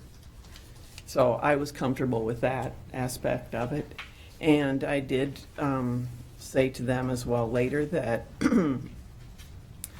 we'd receive the documents. I think all of you did. There was the Delta Works study. I think only 2 supervisors were able to hear the presentation because everybody was very busy. But 2 of the supervisors heard that presentation. Then we had another meeting with the EMA, and I expressed to them my concern. I said that we were moving very fast on this and kind of accepting this model, or they were accepting this model. And I said the Board of Supervisors has had no discussion on this at all. And we seemed like we should have that discussion and go into this with our eyes wide open of what we were doing, even if it was the greatest thing ever. But we need to do that. I even proposed possibly we want to do a work session and include consolidated communications oversight, everybody in it, if that was something that worked. But that we just needed to know where we were going in the direction. And I did mention to them, I think we've all received that Attorney General opinion that said that they don't really need the supervisors' support or approval to go ahead with this. The commission could vote on it and go forward with it without us. I expressed at that time that I didn't think that was a way to work as a partnership, for it to be like, but I understand if the Attorney General had an opinion on it. I understand for sharing it, but let's work together and see how we all can do this. And then in my follow-up to that, I said, then I ended up with them saying we didn't need to be the county didn't need to participate, they didn't need us. But then it was, and we received a 28E agreement, and the 28E agreement then says the county will own the building and, be responsible for the building and going forward. So I said there was one item already that you do need us as a partner. We'd like to think, not just telling us we have to do it. There were other items in there that I don't even recall at the moment, but I said the other one that jumped out at me was the staffing. And I said it was that we will use county employees. And I said, that could be great. That might be the way we want to go. But I said, the Johnson model doesn't follow that. But I said, okay, we haven't had any discussion on it, but that was what is in the 2080 agreement. It also stated that that this personnel committee would be responsible for the hiring, the firing, and the discipline. So I wasn't sure how that worked with us being responsible for those employees and the liability for what could occur. So it was really just saying, hey, I think we need more information, at least for us as supervisors and maybe even the whole group. I'm not sure, to have those discussions. And in the Delta Work study, it even said sitting down and coming up with this plan together of what works. And that's something that we haven't done as a group. I know there have been people working on it, and as Michelle mentioned, it's been talked about for years, I think, but talked about, not planned or not discussed with us. So for me, it was just 24 was very quick, let alone, but this was before we even knew what the numbers were and the valuations and what this would do to our budget. But then finding out too, it isn't someone else responsible for it or an EMA levy, it's a county expense. It's now added to our general levy. So then it's like, okay, I understand the mayors wanting to reduce their portion and saying like their tax reduces, and the county accepting that. I understand that, but I just thought perhaps if we all work together, there might be a better solution. There might be, this is the greatest solution, but how can we do it differently? But have some input in it since it affects us. Because as I understand it, I think maybe it was Grant from you or from Tim, mentioned that the EMA commission then really determines based on what the consolidated group has determined is their budget, and the EMA commission approves that. Then they send us a bill and we tax the taxpayers and then just provide them that funding. And I just thought it would be nice to think we had some input on that, and especially when it comes to bargaining units and staff salaries and benefits, and then to really not include us. I thought our HR department and our liability and our insurance and those types of things too were just kind of the devil's in the details to me. It's not just like, yeah, let's accept it, it's great and we'll work through it later. But so that's why I thought at least I wanted to say today to ask maybe we could have a work session or something to help us decide whether. I think we definitely need a joint. I would be open to a joint work session with all the entities together. Some questions that come to mind after hearing your thoughts is, since this goes on the county levy, is this also subjected to does this factor into the relatively new provision in state law that requires a supermajority of the supervisors to approve a budget that goes above a certain percentage point? Because it seems like adding this to it right now already pretty much puts us there. And two, it seems bizarre to me that a body outside of us could pass something without us, and that goes on to our levy. And so, like, maybe we need some further clarification from the Iowa Attorney General's office about why this wouldn't just show up as a standalone levy on its own, which it should be. And that was really, like I say, because of the concerns I had at the last EMA meeting, then I'd invited Amanda to sit in and Mike Trinan and Michelle, make sure that they were there too to hear it, because they said it was more staff. I was going to say the information that they can relay and work through than me. That was just like one commission member, but I just thought those were my concerns. And I think then they had questions and concerns following, so. I was going to get that 2080 agreement on the agenda for next meeting so we could hash some of this out. To look at it? What's that? You mean to just evaluate it or Yeah, review it? yeah. Well, Yeah. I'm So thinking there's a lot to hash out probably before we get to the 2080 agreement, but you mean like for us to tear it apart? Well, that legal counsel could do that maybe for us to too, if you want. Well, it'd be good to have some of these discussions in a board meeting, so. Yeah, I mean, if Because, that's what you'd like to have. I support the EMA levy, the 2080 agreement. I've gone through it, and there's a lot of dynamics here. There are. So when I was the police chief, I was involved in these committees and commissions, and even it gets confusing for me when I'm looking back because there's so many committees that are involved and so many elected officials. And I remember when the board had some say in whether or not this could be passed through our taxing ability, and that changed several years ago, it appears. So it complicates it even more. Yeah, it does, but I thought it's just that understanding that as that group would decide to increase their funding, we'd have no say but to pass that on to the taxpayers. It just, yes, there's something in there that I thought we needed more information on. Well, so we needed legal counsel probably to look into it for us. And You know, Linda, in my opinion, they can't do it on their own. The code calls for an EMA levy. The Board of Supervisors are the only taxing body. So whatever they went with or voted on, it doesn't make any difference. They don't have the money unless the Board of Supervisors voted a levy in. That's Iowa code. So they can't go about it themselves. And my biggest concern has been about this, and I talked to Dan about it, is I'm kind of against it, is it hurts we represent all of Blackhawk County, and the smaller towns, those taxpayers there are going to be paying more money than what they're paying now. And this is a huge increase. And frankly, I don't know if people can afford this increase. And then again, this is above and beyond what the county tax bill is or the city's tax bill. So this is a big deal. But if you look at the Iowa code, the only taxing body is the Board of Supervisors. If we didn't vote for that levy, then it's a dead deal, regardless what they do. That's my opinion. yeah, Mike, do you have anything to add specifically to that? Well, based on what I've read so far, I agree with Mr. Little. There is an AG opinion now that says that the Board of Supervisors does not have veto power on a levy passed by the EMA Commission, and I am really hesitant to disagree with an AG opinion. But having said that, the code is very clear. It requires a vote of the Board of Supervisors to pass that levy. And the only change made in the recent amendment to 29C was that they referred back to a or one of the sections under Chapter 331 that required the board to vote on the levy. Well, what it used to say under 29C was that the board had to vote on the levy. So in that regard, it really didn't change that much, in my opinion, at least right as I've seen it so far.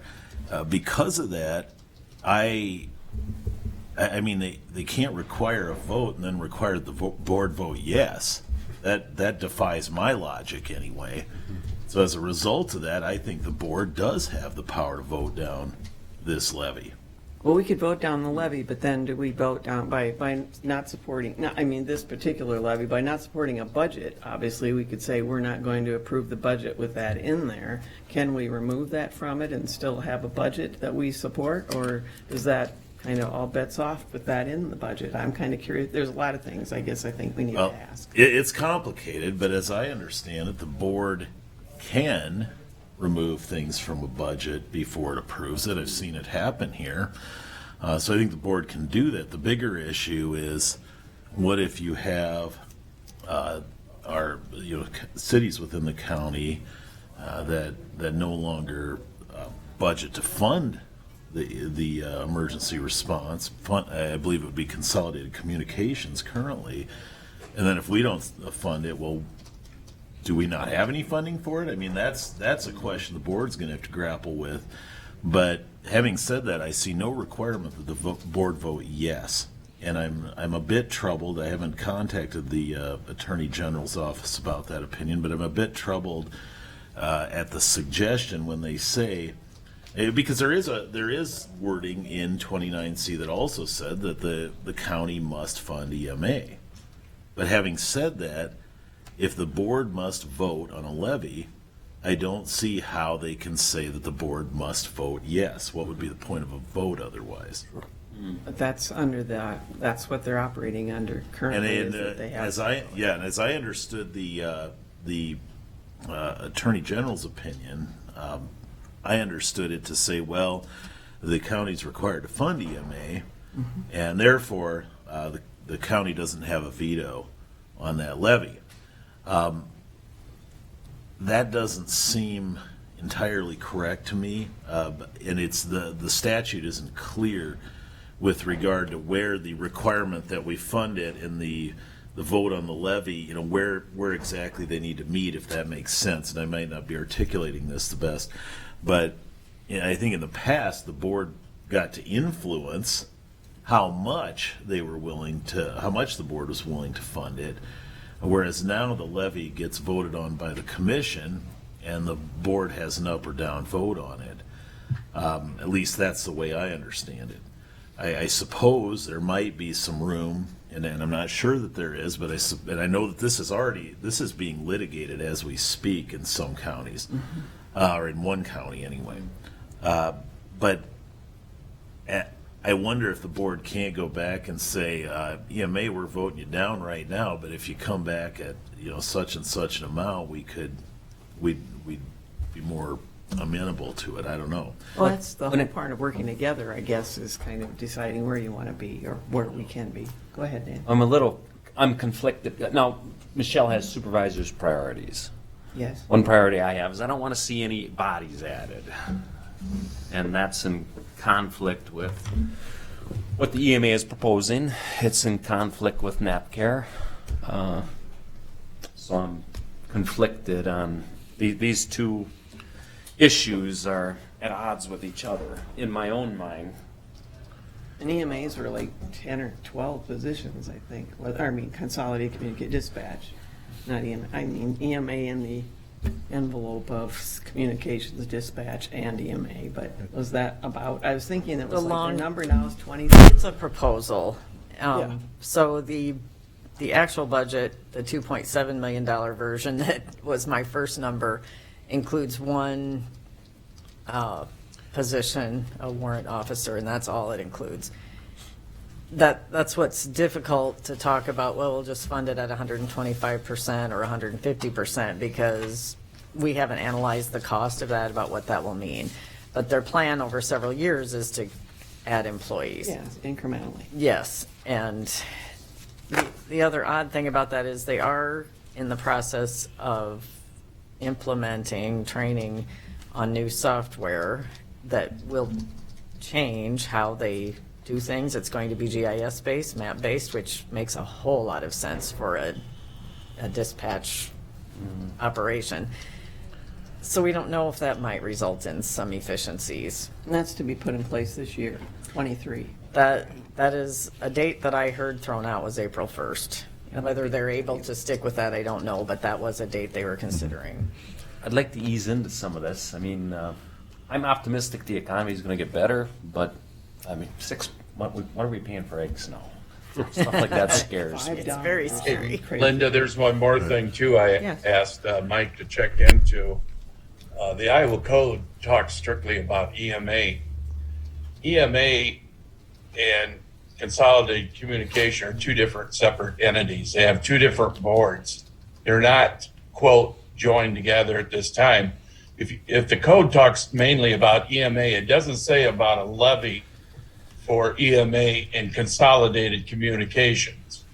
And so I asked Mike to check into that because, again, the way they're set up, they're two complete different entities. They have two different boards, operating boards. And the Communication Center is not mentioned at all in the Iowa Code that addresses this levy part. Well, go ahead. We knew right away that if it was going to show up on the county tax bill, the levy is going to have to be voted by the Board of Supervisors, 5 people.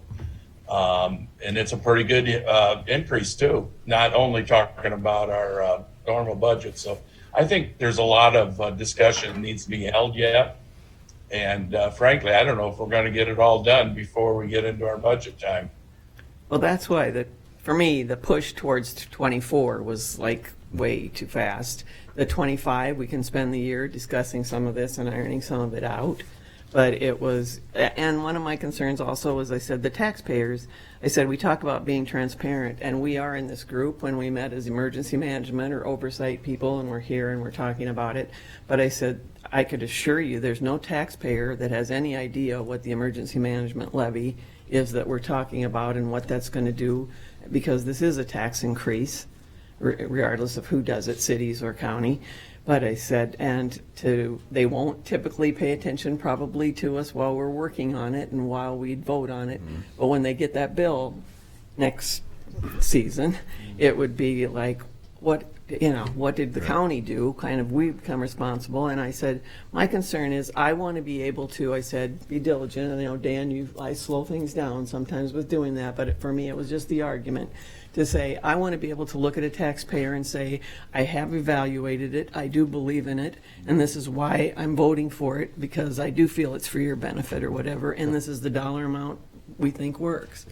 Not just because, sorry, I had nothing to do with it, nine mayors, and I say it's a sheriff and one supervisor on there, but 9 mayors and a sheriff and a supervisor or whatever just decided that this is what we're going to do, and so we go forward. It needed input from us and being, I think, transparent to the public in work sessions or public meetings or whatever. So I was for 25 at least. I'm generally supportive of the concept. It just sounds like we've got a lot more question marks and periods. Certainly, if it hamstrings us from crafting our budget the way that we need to meet the needs of the folks that call this place home, that should be our first priority. And so I do think that it certainly serves as an opportunity to shift dollars. It's not completely all new dollars that folks are going to get taxed at. There is some ease on those municipal budgets as well, or potential, therefore. So again, I'm generally supportive, but we've got to, honestly, Dan, I think if we can hold a little bit and have that conversation before it gets brought straight onto the agenda, a work session sounds like a heck of an idea to start to delve into this. And if we can kick that timeline might be just knowing everybody's got their budgets. We're moving into ours. The timing seems too tight for us to ask the questions that are necessary to make the right decisions. Now, we're going to start having budget meetings every Tuesday and Thursday, correct? Yes. So it'd be good to fit a work session in on that schedule. Linda, the last thing I'd like to say too, it was just a few weeks ago that we had a presentation by the board's lobbyists. We adopted their resolution. If you recall, board, the number one thing prior to last fall on the election of door knocking and so forth with the people, the number one thing was taxes. Their biggest concern was taxes. And that's got to stick in our mind, not only going through our regular county budget, but also considering this other one. You know, I will say that as someone that was on those doors this fall, taxes are always important. The conversations that I was having were specifically about services, was specifically about economic development, job creation, community prosperity. So I do think folks are able to have nuanced conversations and nuanced thoughts. Yes, taxes are important, but so are the lives of the people that are paying those taxes.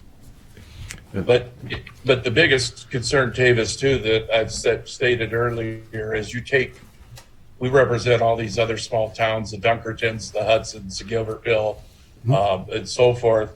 Those residents paying for those services now are going to actually pay more with the levy. They're smaller. Right now, they're being paid according to usage. They're going to actually be paying more. Plus, you said there would be some relief in the county or in the city budgets. You know, that's not necessarily true either. You may not see any relief there. The money will just be spent elsewhere. But if you look at the big picture, our residents in our other communities, the smaller communities, are actually going to be paying more for that service than they're paying right now when it's budgeted through their regular city budget. That was part of, like, things to understand, I think, just for all of us to Again, understand. yep, lots of questions, not enough periods. Yeah, not enough. I'll just add under supervisor priorities. I always look to department heads to present us with the budget that they feel they need to meet and continue delivering high quality services. And if that includes expanding in an area, they should include that in their budget and just be prepared to defend it. I feel like it's our job to go through and make cuts if we need to, but we don't need I like being presented with the budgets that they feel that they need to deliver the services.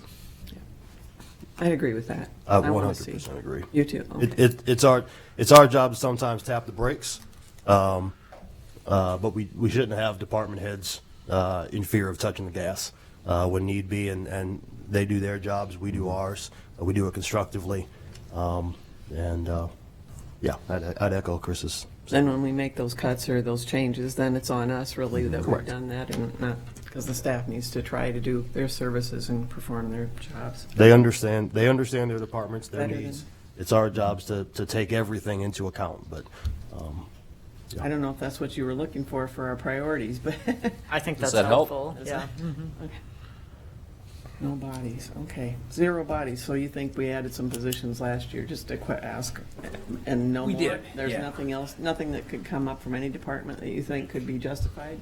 Well, I mean, dispatch is a good example. They're pushing 150% increase because they want to add these bodies. But they don't have, yeah, but they haven't made the arguments for those yet.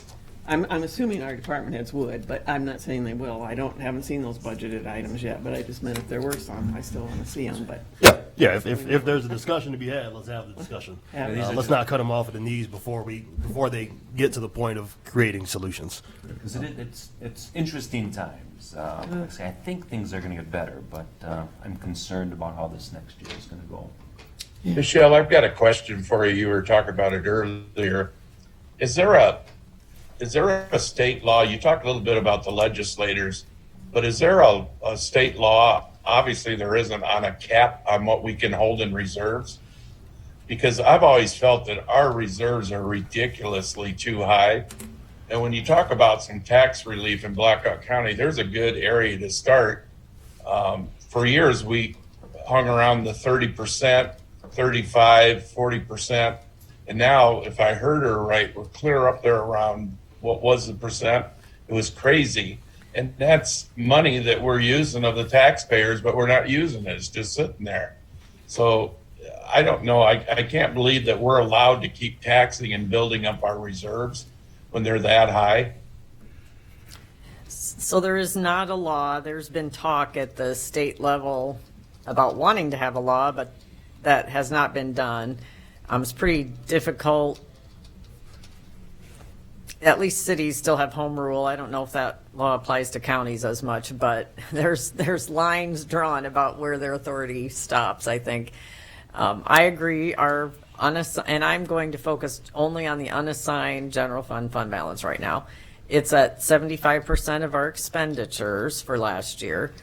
our expenditures in a number of categories were low due to vacancies and some other reasons, so that needs to be a flexible number. Ours are quite healthy. My one caution, though, is if we were to use large chunks of that to fund current operations to avoid tax increases, Correct. then in the year when you get down to the level that you want to be at, you have a very difficult choice to make in a huge increase in taxes. So in my mind, it can work better if those funds are used for more one-time things that aren't repeated, because that way you invest it, but you don't put yourself in a position where you're going to create future large tax increases that are difficult to support. So we do have very healthy reserves right now. It's a very enviable position to be in. That's not necessarily atypical of other counties, though. And one of the slides I was working on, but I didn't get all put together for today, was to kind of show you some of those statistics. We'll get to that later. I think the way we use our reserves to reduce property taxes is more of it's more of a long-term plan. And it's by using those reserves to invest in the community in things that create growth. And that build our base ultimately. I think that's a smart way of using those reserves and still accomplishing that goal of lowering the tax burden, but by understanding that it's through growth, which will be much more sustainable and long term. I think it'll be interesting to see, because we lowered the taxes last year, that we'll undoubtedly have to increase those taxes and see where we're at, I guess, at the end of our budgets, and if that's a consideration we want to do or not, that it is there, and we're very fortunate that I guess we have healthy reserves and we have that ability. Some don't have that. But yeah, so I was going to say, this year, after we said like post-pandemic and costs have escalated and they're crazy, then some of the things we are purchasing, equipment and vehicles, and costing more. And I'm really interested to see this year's budgets and see where We're all hard at work on them. We don't have all the pieces put together yet, which is why I'm not able to give you an overview yet. We will, unless you want to try to orchestrate a work session for EMA on Thursday, we might try to begin talking with some of the departments. We have some ready, probably for presentations, not many yet, but I mean, if we could, there's more to come. That would be good, I think. do a work session on Thursday. I'm open to it. Yeah, I'm open to that. How about staff wise? I was going to say those, you'll be available. I was going to say Mr. Trinan and Amanda, you as well. I was going to say that may not work for your schedules. Does that work? Thursday? I think I can. Okay.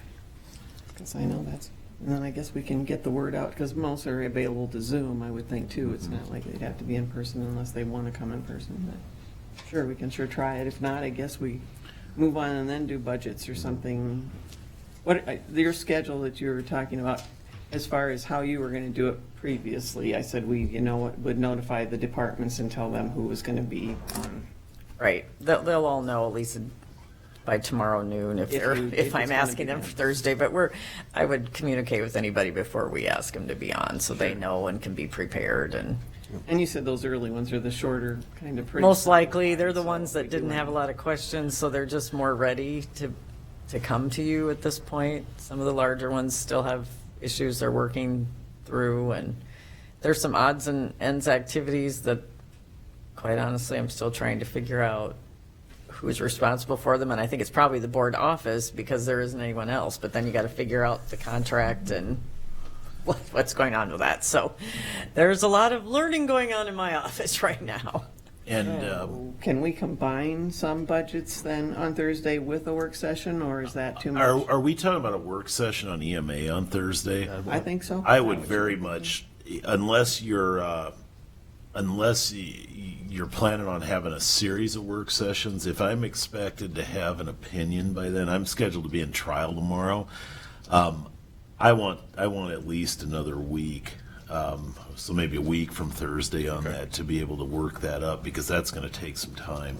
And I may have to be in touch with the Attorney General's office as well. And things are as I understand it, in some turmoil over there because they are switching for the first time in a long time to a new AG. Okay.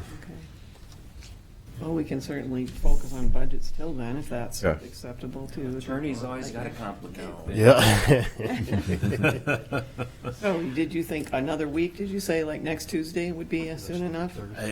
Why don't we say next Next Thursday? Thursday, okay, because I was gonna say, that's gone before you know it. Yep.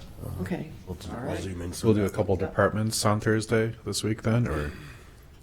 You're gonna Or- take, so you'll notify them and us of who yes. it will be, so we'll just Okay. plan to be here at 9, there'll be something. Yeah, unless something changes, I will let you know that too, so Okay. All right. that we can plan on that right now.